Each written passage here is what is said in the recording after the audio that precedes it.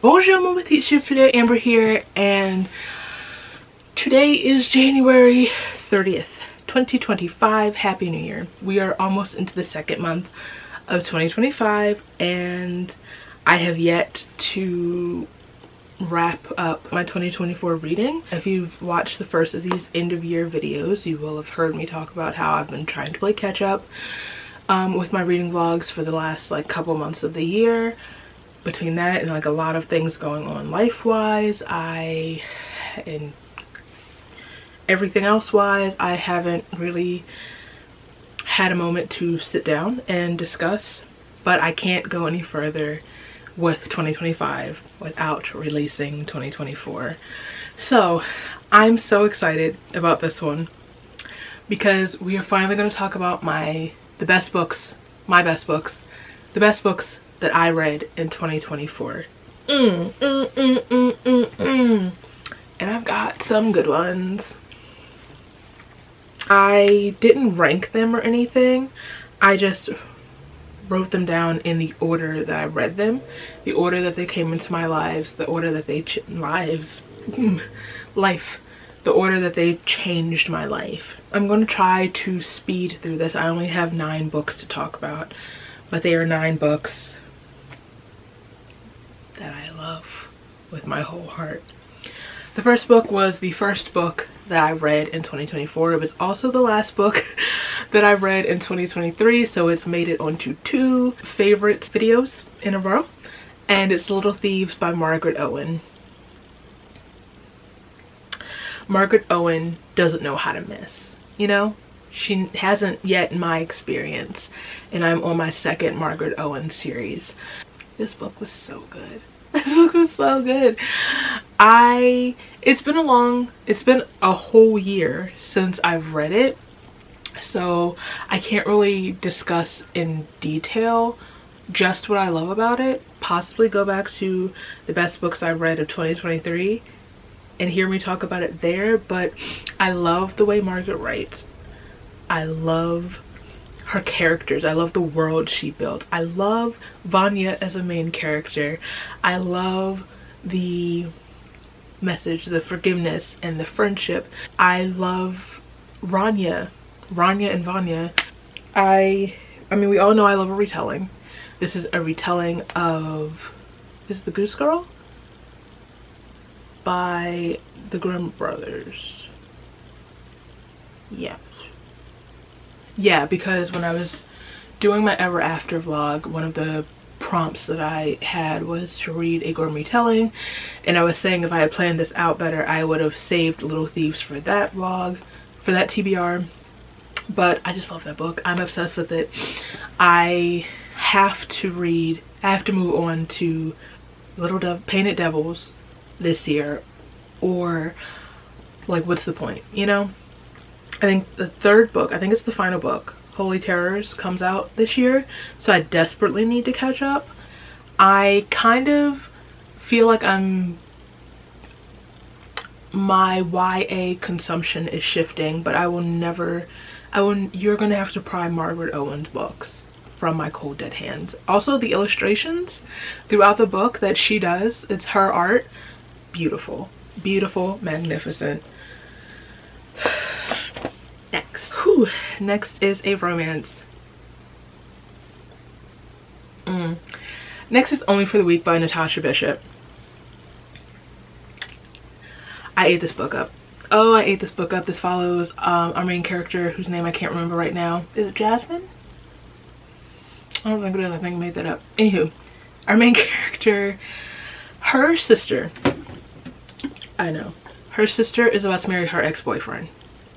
And this takes place 2 weeks before the wedding.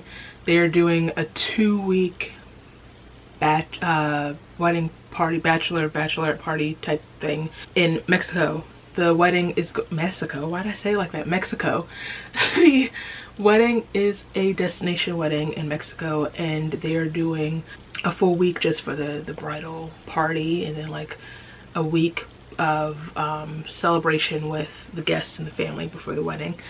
Anywho, this follows our main character and Rome, who is he the best man Yeah, he's the groom's best friend. What a man. And it follows their agreement to give in to their wants and just let go and do as they please only for the week. And she agrees to give him her yeses. Read the book to find out what that means, but it's such a short little masterpiece and I just want to read it over and over and over again. I made a point of getting a physical copy because, okay, it's just been re-released, I think traditionally, with a brand new cover. So I had to get the cover before that to keep my collection, you know? So I have to make a point to get a copy of the new cover. Probably I'm going back to the Ripped Bodice in February. I got the first one from the Ripped Bodice, so I'm gonna put that on my shopping list. Maybe I'm gonna have to read it again really soon. Sometimes I just read through my favorite parts just to feel something. I just love them. I love Rome so much. Oh my god, I love him. When's it my turn? God. When I tell you, let me tell you, I'm sorry, before I move on, this man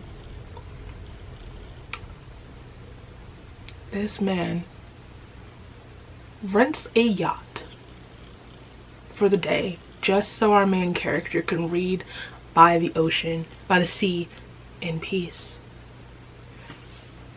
I really don't ask for much. I really don't. I really need you to start picking up my calls. Start responding to my letters.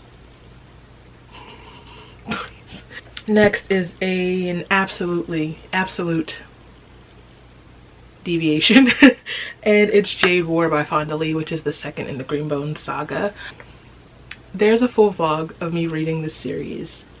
And when I tell you this second book left me absolutely feral, unhinged, unwell, unreal on earth. Sorry.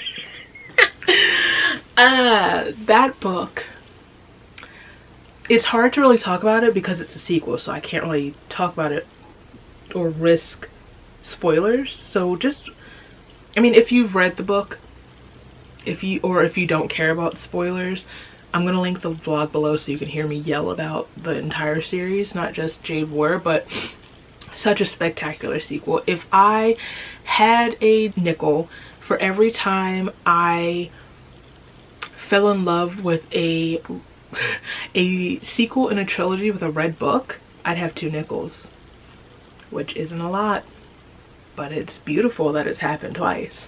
I always say if you are a Godfather girly like me, you're gonna like this series. You're especially gonna like Jade War.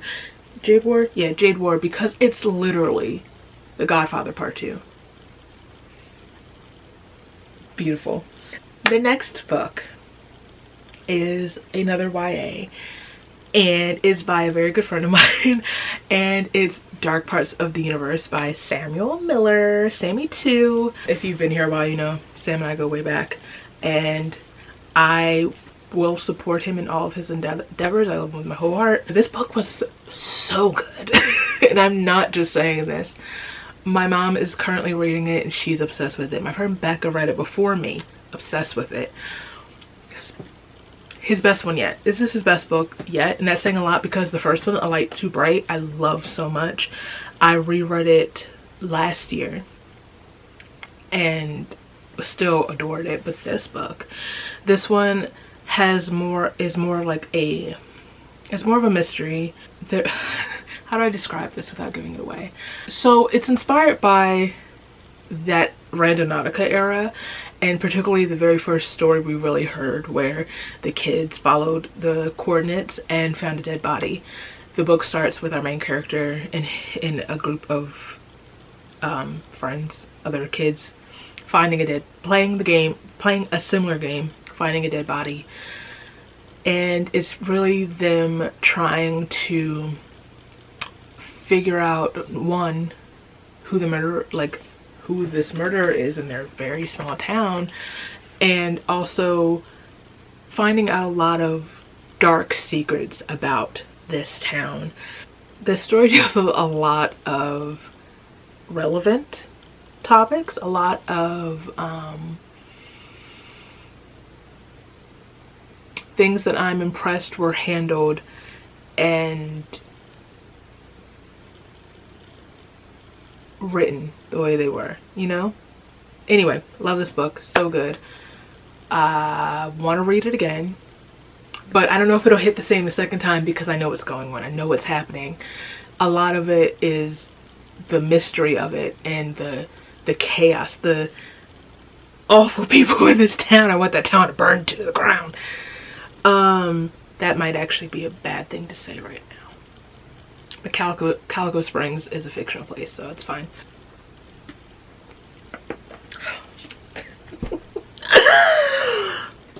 Let's talk about Business Casual by B.K. Borison. Y'all know that I am a Love Light Farms girly through and through. This series has never let me down. It has never failed. Business Casual follows Evie. Nope, not Evie. You see where my brain's at. It follows Nova, who is Beckett. See, you see why I mentioned Evie? Beckett's sister. And Charlie, who is Stella's brother. Right? It's basically what starts off as sort of like a friends with benefits situation, even though Charlie is this little golden retriever puppy sunshine of my life. Gorgeous hot man is so down atrocious for Nova Porter, and I love every second of it. I adore Nova. I am a Nova. I have realized. I know I've said that about like every female main character of this series, but like I mean it. First of all, Miss Nova is a tattoo artist. She is also covered in tattoos. Goals. I just forgot everything I was about to say. Anyway, I'm a Nova. I love Nova. I want to go to, is it Ink and Wild? Is that what it's called? Her tattoo shop. I want to live on Love Light Farms. I don't know where I'm going to work, but please find me a place within this group of people. I love them, and I can't believe this series is over. I'm hurt. I'm sad. I don't know what to do with myself. Yes, I do. Yes, I do, aside from rereading it, because I can never remember the name of this book. What is this book called? God, First Time Caller comes out, I guess, next month. I don't remember what day next month, but I am going to the Stop on the Book tour on Valentine's Day, and I cannot wait, one, to meet BK, two, to have this book in my hands. This trilogy is going to be like reinterpretations of the Nora Ephron movies, so like Sleepless in Seattle, You Got Mail, and I don't remember the third one. But I am already obsessed. I can't wait to have new B.K. Borison characters to obsess over. My battery's blinking, but like, please don't do this to me. I'm so sorry for the person I'm going to be when I read this book. I already know. But Business Casual wrecked me in the best possible way. This is the spiciest B.K. Borison yet. Good for you, Nova. I'm so happy for you, girly pop. And I also love her like love and dedication to like nice underwear and lingerie. I'm like, you know what, I need to start investing in myself. But let's see how much I can talk. It's not gonna let me talk about this next book really, because the next book, I'm gonna talk about the next two together in May? No. In August. Yeah, in August I read Circe and the Song of Achilles by Madeline Miller. And I have been changed for good.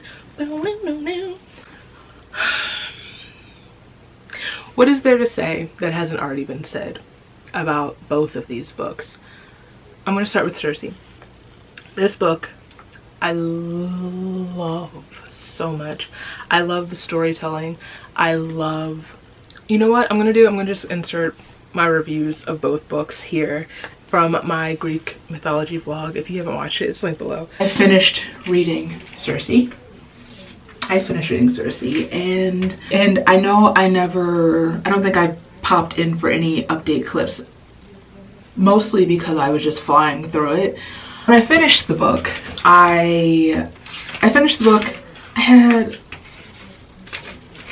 had a lot of thoughts, and I don't know, I couldn't tell you the last time I finished a book and felt so and was inspired to fully write, I guess not necessarily a review, but to really, I guess I don't know when the last time I've retained and enough to really put my thoughts down so cohesively. And I guess I should share what I wrote. I don't want to read everything because I did just go on for a while, but there's a quote in this book that sums everything up perfectly. Humbling woman seems to be a chief pastime of poets, as if there can be no story unless we crawl and weep, which I know comes not just from Circe's portrayal in the Odyssey, but also women overall in the heroic tales that have shaped our culture. I've become quite fond of this story. Not only is the writing beautiful, but Madeline Miller took a blip in a man's story, a misogynistic blip, but a blip nonetheless, and wove a beautiful, complex story about a woman who never remained within the constraints or expectations set for her, despite being unloved and meant to feel small, despite her divinity, despite being used and abused by countless men over countless lifetimes. Circe's aversion to her divinity sets her far apart from the other deities she encounters, as well as the humans who crave a scrap of immortality and fame. She may not be immortal, but she has a humanity deeply rooted within her, and it makes her so captivating. Flawed, brilliant, fiercely protective, sometimes lost and flailing, but always a force. So it goes on for a bit. Then I said, despite the multiple lifetimes and milestones, this book doesn't feel meandering. I loved each new layer and era of her journey and the impact she had on the heroes, but the real light she revealed them in, and the mark they left upon her. And it just goes on, and I just really loved this book, and I get the hype surrounding it. Madeline Miller's writing style is fantastic. Okay, I'm ready. I'm ready to talk about it. I will never be ready. I will never be ready.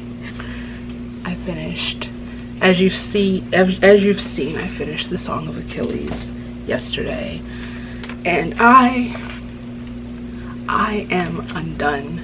Once again, I tried my best to write my thoughts down coherently. This is no way near as coherent as my Circe thoughts, but I'm feeling completely differently than I felt when I finished Circe. Anyway, so this book, it's both brutal and tender, bloody and poetic. I don't see me getting over this anytime soon. I don't. Having Patroclus narrate this story was a brilliant move, and it makes his loss even more brutal. I hope that's not a spoiler, because, like, sorry, I forgot that not everyone is brushed up on their Greek myths. Through Patroclus, we see Achilles as more than the weapon everyone saw him as.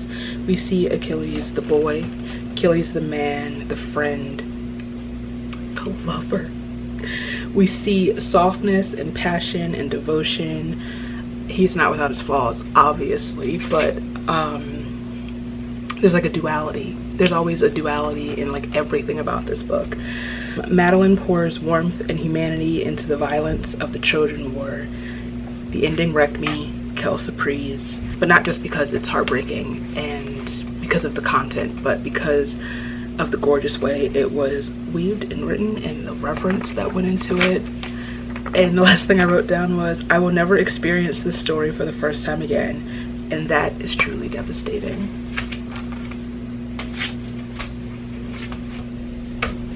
I was about to say, now it's time to move on, but I will never move on from Achilles and Patroclus and the Song of Achilles. Madeline Miller, you will hear from my attorneys.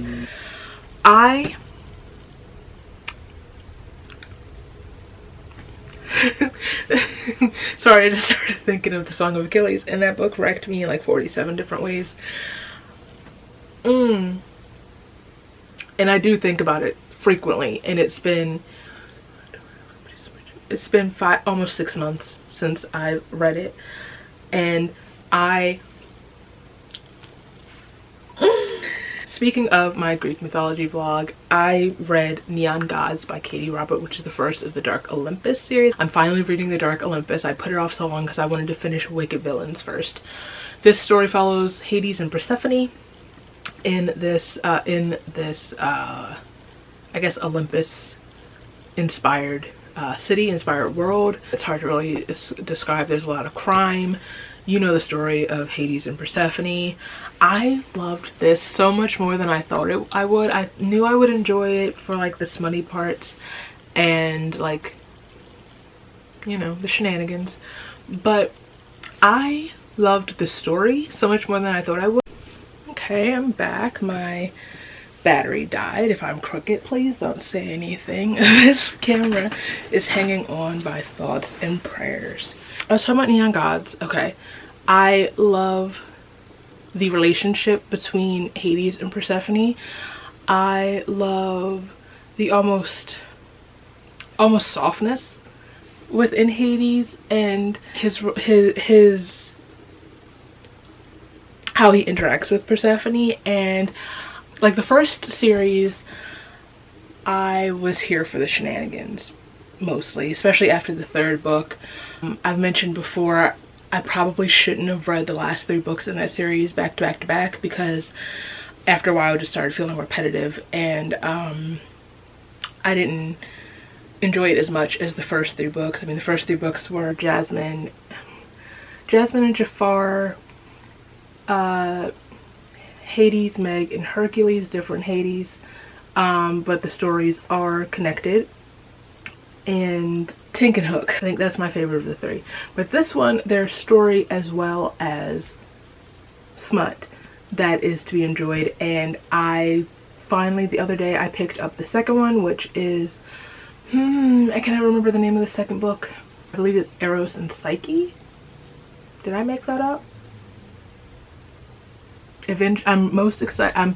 Eventually, I think the third one is Orpheus and Eurydice, and part of me, I mentioned in that vlog, wishes that I had read that one first, because I read that in August, and I think at the time it was like a week or 2 before I was going to see Hadestown, so it was perfect. But you know, I'll get there eventually. And then obviously there's an Achilles, Patroclus, and somebody else. It's a throuple in that one. Anywho, the last book that changed the structure of my being in 2024 is a book that I put off for a very long time and avoided for a really long time, but needed. One, I did need it for aesthetic purposes, but I definitely needed it at the moment that I read it, and it's Slewfoot by Brom. I put off Slewfoot, one, because saying the word out loud, the child that was raised in church is like, don't say that, that's the devil, stop it. This book, I bought it to take with me up to Salem for obvious reasons, because I wanted to take pictures for Bookstagram, and I'm like, that's a perfect book. It has the same type of vibe, the premise, the plot and the setting is very Salem witch trials. Also, here are the pictures that I took outside of the witch house. And then I read it in October, and it was the most perfect autumnal spooky season, creepy nature horror book that I could have picked for that time. I I love like puritanical horror. Once again, it's probably my religious upbringing, but also because I live on the East Coast, so while not quite New England, it is still that like colonial, puritanical like history. Also, I've always been like fascinated by the Salem witch trials. It's like one of the big 3 hyperfixations, right? Which is one of the main reasons why I went to Salem, aside from my deep everlasting love of Hocus Pocus. What was the point I was making? Oh, so movies like The Witch, or what is that book called? The Year of the Witching by Alexis Henderson. Those are very much my vibe. Sabrina, The Chilling Tales of Sabrina, the first season. I was saying something, I really was. There was a point. Oh, so obviously I would be drawn to this plot that takes place in a colonial Puritan village in New England, and like the story of this woman who is left to her own devices being turned into this villain. If you want a witch, I'll give you a witch. I think that's the line, something like that. I adored Abatha. Abatha Williams is that girl, you know? I support women's rights and wrongs, but Miss Abatha, she does no wrong in my eyes. She just did everything she had to do, and the ending of her story, perfect. I love the art in the book. It's so creepy and unsettling, but it's so beautiful. Much like the story, deeply unsettling, very creepy, but so captivating. And why do I keep doing this with my hands like I have nails? I'm curious about the rest of Brahms' works. I don't know. I feel like I'm interested moving forward. I think I definitely want to read Krampus. Just, I don't know, something about it is calling my name. Now that I've consumed a Brahm work, I think I'm ready to like, okay, let me see. Let me continue to be off-put. So, that's it. Slewfoot is everything to me.